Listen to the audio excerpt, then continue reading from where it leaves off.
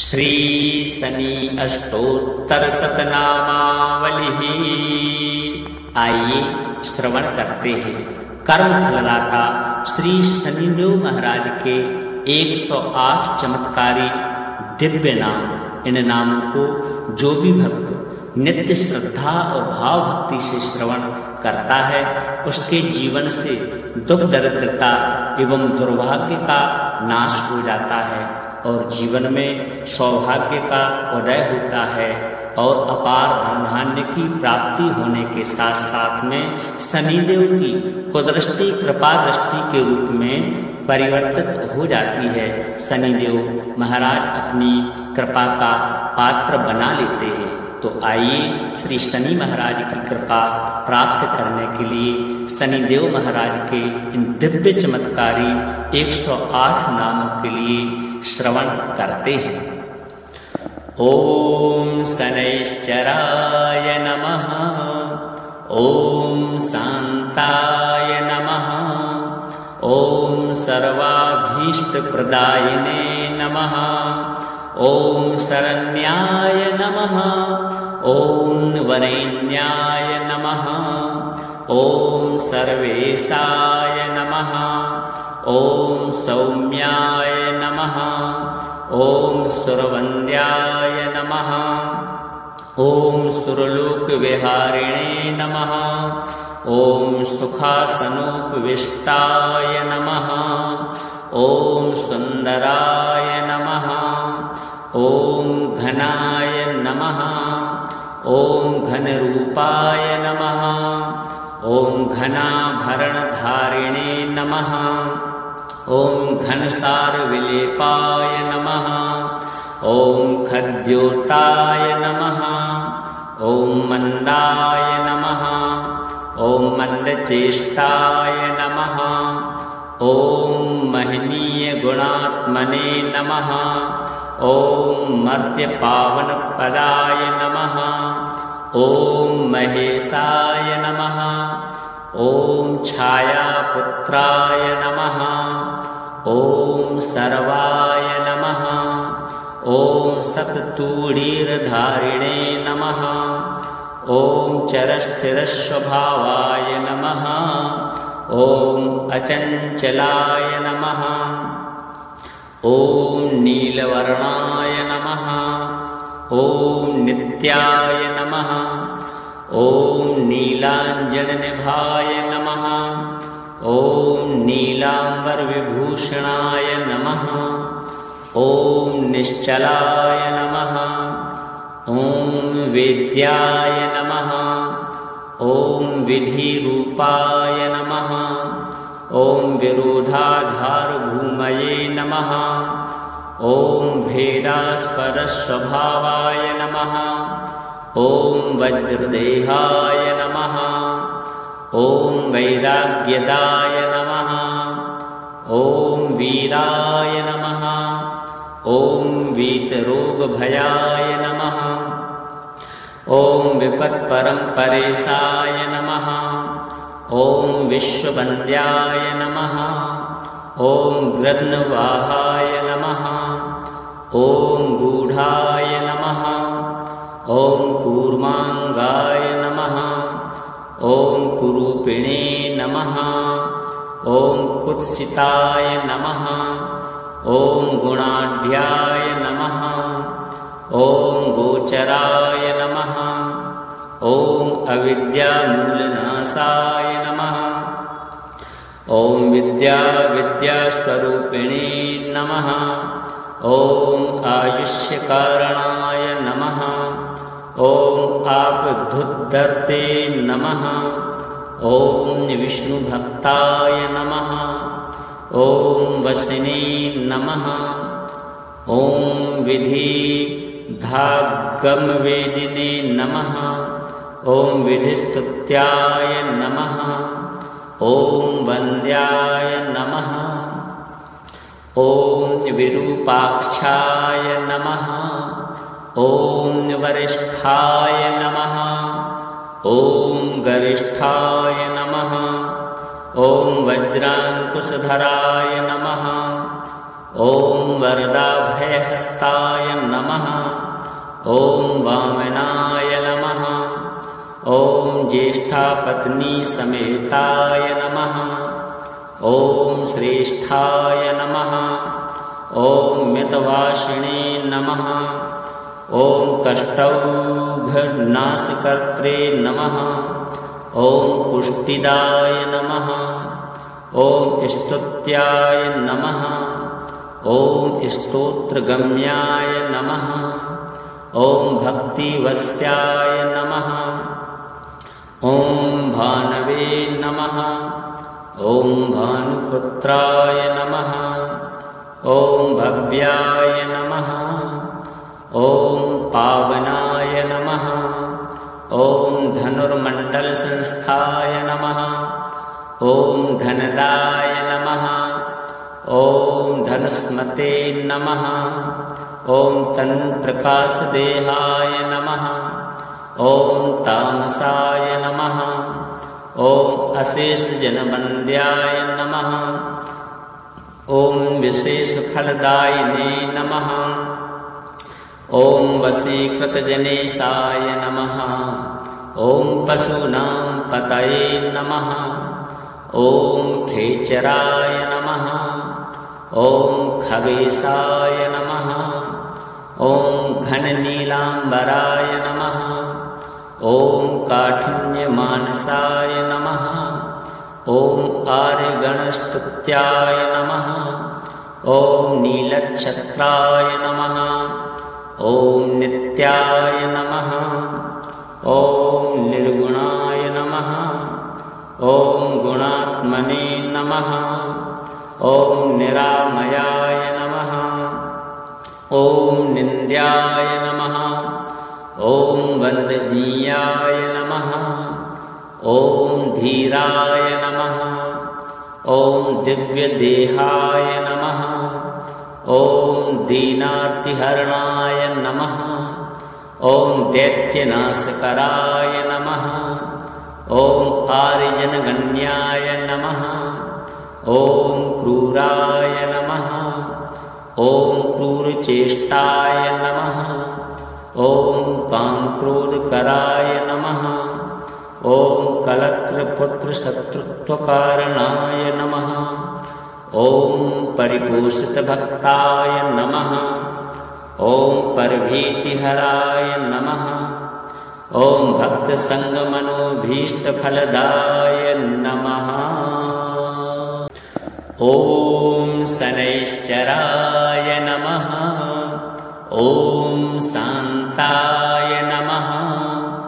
ॐ सर्वाभीष्टप्रदायिने नमः। ॐ शरण्याय नमः। ॐ वरेण्याय नमः। ॐ सर्वेशाय नमः। ॐ सौम्याय नमः।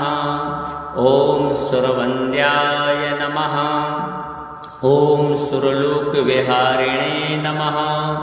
ॐ सुखासनोपविष्टाय नमः। ॐ सुन्दराय नमः। ॐ घनाय नमः। ॐ घनरूपाय नमः। ॐ घनाभरणधारिणे नमः। ॐ घनसारविलेपाय नमः। ॐ खद्योताय नमः। ॐ मन्दाय नमः। ॐ मन्दचेष्टाय नमः। ॐ महनीयगुणात्मने नमः। ॐ मर्त्यपावनपदाय नमः। ॐ महेशाय नमः। ॐ छायापुत्राय नमः। ॐ सर्वाय नमः। ॐ सत्तूणीरधारिणे नमः। ॐ चरस्थिरस्वभावाय नमः। ॐ अचञ्चलाय नमः। ॐ नीलवर्णाय नमः। ॐ नित्याय नमः। ॐ नीलाञ्जननिभाय नमः। ॐ नीलाम्बरविभूषणाय नमः। ॐ निश्चलाय नमः। ॐ वेद्याय नमः। ॐ विधिरूपाय नमः। ॐ विरोधाधारभूमये नमः। ॐ भेदास्पदस्वभावाय नमः। ॐ वज्रदेहाय नमः। ॐ वैराग्यदाय नमः। ॐ वीराय नमः। ॐ वीतरोगभयाय नमः। ॐ विपत्परम्परेशाय नमः। ॐ विश्ववन्द्याय नमः। ॐ गृह्णवाहाय नमः। ॐ गूढाय नमः। ॐ कूर्माङ्गाय नमः। ॐ कुरूपिणे नमः। ॐ कुत्सिताय नमः। ॐ गुणाढ्याय नमः। ॐ गोचराय नमः। ॐ अविद्यामूलनाशाय नमः। ॐ विद्यास्वरूपिणे नमः। ॐ आयुष्यकारणाय नमः। ॐ आपद्धुद्धर्ते नमः। ॐ विष्णुभक्ताय नमः। ॐ वसिने नमः। ॐ विधिधागमवेदिने नमः। ॐ विधिस्तुत्याय नमः। ॐ वन्द्याय नमः। ॐ विरूपाक्षाय नमः। ॐ वरिष्ठाय नमः। ॐ गरिष्ठाय नमः। ॐ वज्राङ्कुशधराय नमः। ॐ वरदाभयहस्ताय नमः। ॐ वामनाय नमः। ॐ ज्येष्ठापत्नीसमेताय नमः। ॐ श्रेष्ठाय नमः। ॐ मितवासिने नमः। ॐ कष्टौघनाशकर्त्रे नमः। ॐ पुष्टिदाय नमः। ॐ स्तुत्याय नमः। ॐ स्तोत्रगम्याय नमः। ॐ भक्तिवस्याय नमः। ॐ भानवे नमः। ॐ भानुपुत्राय नमः। ॐ भव्याय नमः। ॐ पावनाय नमः। ॐ धनुर्मण्डलसंस्थाय नमः। ॐ धनदाय नमः। ॐ धनुस्मते नमः। ॐ तन्प्रकाशदेहाय नमः। ॐ तामसाय नमः। ॐ अशेषजनवन्द्याय नमः। ॐ विशेषफलदायिने नमः। ॐ वशीकृतजनेशाय नमः।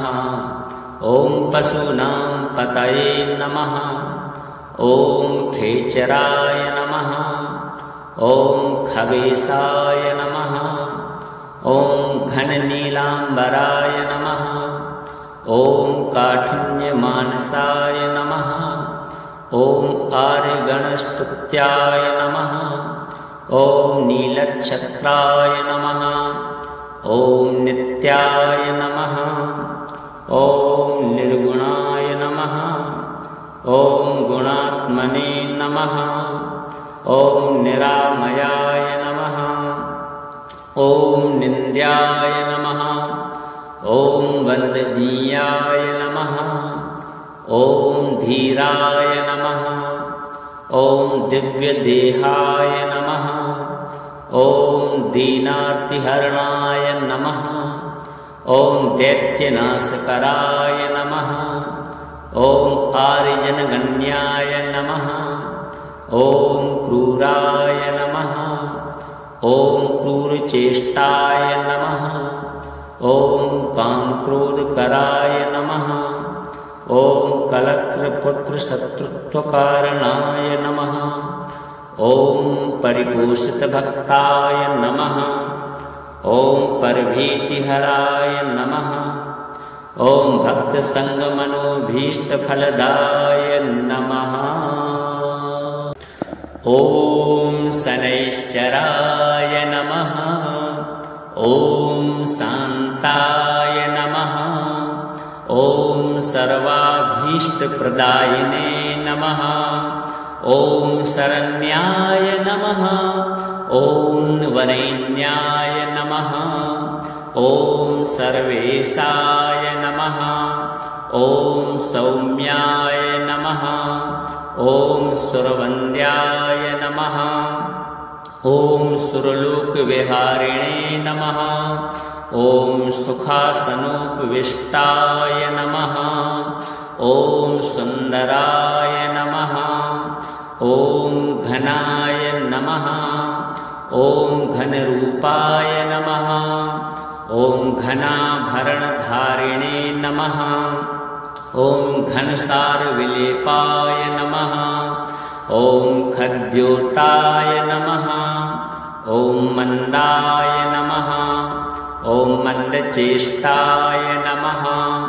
ॐ महनीयगुणात्मने नमः। ॐ मर्त्यपावनपदाय नमः। ॐ महेशाय नमः। ॐ छायापुत्राय नमः। ॐ सर्वाय नमः। ॐ सत्तूणीरधारिणे नमः। ॐ चरस्थिरस्वभावाय नमः। ॐ अचञ्चलाय नमः। ॐ नीलवर्णाय नमः। ॐ नित्याय नमः। ॐ नीलाञ्जननिभाय नमः। ॐ नीलाम्बरविभूषणाय नमः। ॐ निश्चलाय नमः। ॐ वेद्याय नमः। ॐ विधिरूपाय नमः। ॐ विरोधाधारभूमये नमः। ॐ भेदास्पदस्वभावाय नमः। ॐ वज्रदेहाय नमः। ॐ वैराग्यदाय नमः। ॐ वीराय नमः। ॐ वीतरोगभयाय नमः। ॐ विपत्परम्परेशाय नमः। ॐ विश्ववन्द्याय नमः। ॐ गृध्नवाहाय नमः। ॐ गूढाय नमः। ॐ कूर्माङ्गाय नमः। ॐ कुरूपिणे नमः। ॐ कुत्सिताय नमः।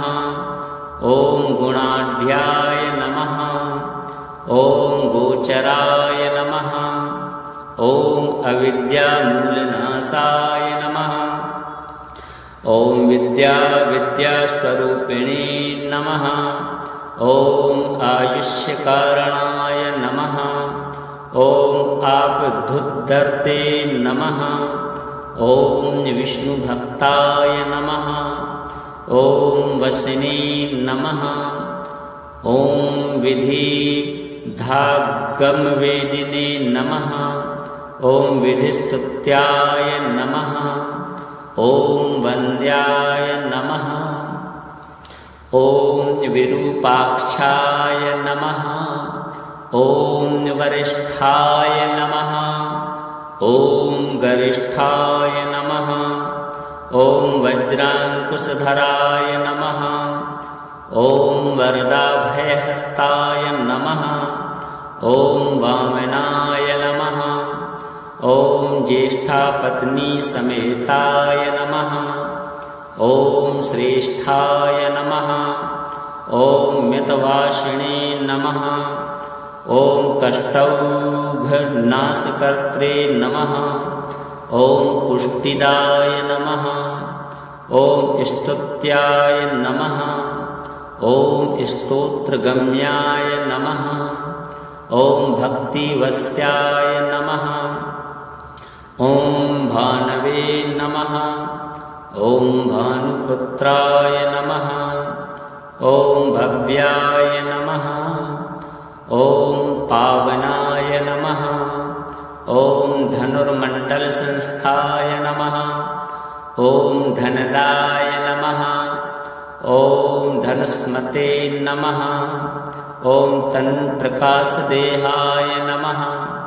ॐ तामसाय नमः। ॐ अशेषजनवन्द्याय नमः। ॐ विशेषफलदायिने नमः। ॐ वशीकृतजनेशाय नमः। ॐ पशूनां पतये नमः। ॐ खेचराय नमः। ॐ खगेशाय नमः। ॐ घननीलाम्बराय नमः। ॐ काठिन्यमानसाय नमः। ॐ आर्यगणस्तुत्याय नमः। ॐ नीलच्छत्राय नमः। ॐ नित्याय नमः। ॐ निर्गुणाय नमः। ॐ गुणात्मने नमः। ॐ निरामयाय नमः। ॐ निन्द्याय नमः। ॐ वन्दनीयाय नमः। ॐ धीराय नमः। ॐ दिव्यदेहाय नमः। ॐ दीनार्तिहरणाय नमः। ॐ दैत्यनाशकराय नमः। ॐ आर्यजनगण्याय नमः। ॐ क्रूराय नमः। ॐ क्रूरचेष्टाय नमः। ॐ कामक्रोधकराय नमः। ॐ कलत्रपुत्रशत्रुत्वकारणाय नमः। ॐ परिपोषितभक्ताय नमः। ॐ परभीतिहराय नमः। ॐ भक्तसङ्गमनोभीष्टफलदाय नमः। ॐ शनैश्चराय नमः। ॐ शान्ताय नमः। ॐ सर्वाभीष्टप्रदायिने नमः। ॐ शरण्याय नमः। ॐ वरेण्याय नमः। ॐ सर्वेशाय नमः। ॐ सौम्याय नमः। ॐ सुरवन्द्याय नमः। ॐ सुरलोकविहारिणे नमः। ॐ सुखासनोपविष्टाय नमः। ॐ सुन्दराय नमः। ॐ घनाय नमः। ॐ घनरूपाय नमः। ॐ घनाभरणधारिणे नमः। ॐ घनसारविलेपाय नमः। ॐ खद्योताय नमः। ॐ मन्दाय नमः। ॐ मन्दचेष्टाय नमः। ॐ महनीयगुणात्मने नमः। ॐ मर्त्यपावनपदाय नमः। ॐ महेशाय नमः। ॐ छायापुत्राय नमः। ॐ सर्वाय नमः। ॐ सत्तूणीरधारिणे नमः। ॐ चरस्थिरस्वभावाय नमः। ॐ अचञ्चलाय नमः। ॐ नीलवर्णाय नमः। ॐ नित्याय नमः। ॐ नीलाञ्जननिभाय नमः। ॐ नीलाम्बरविभूषणाय नमः। ॐ निश्चलाय नमः। ॐ वेद्याय नमः। ॐ विधिरूपाय नमः। ॐ विरोधाधारभूमये नमः। ॐ भेदास्पदस्वभावाय नमः। ॐ वज्रदेहाय नमः। ॐ वैराग्यदाय नमः। ॐ वीराय नमः। ॐ वीतरोगभयाय नमः। ॐ विपत्परम्परेशाय नमः।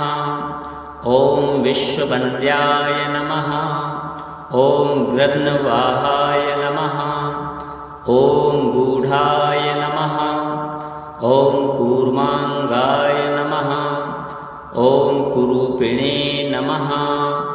ॐ कुत्सिताय नमः। ॐ गुणाढ्याय नमः।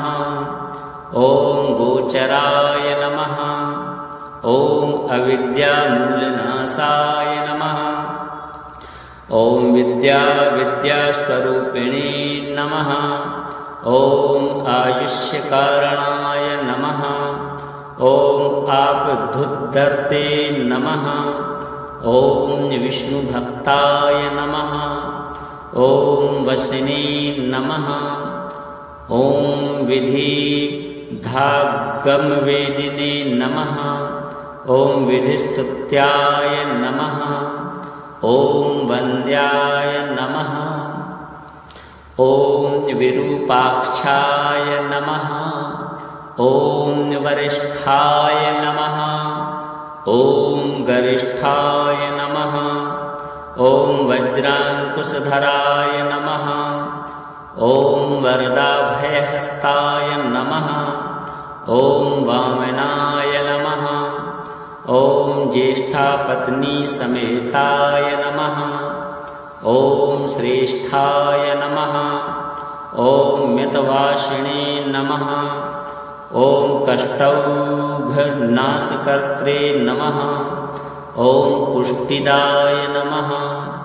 ओम स्तुत्याय नमः। ओम स्तोत्रगम्याय नमः। ओम भक्तिवस्याय नमः।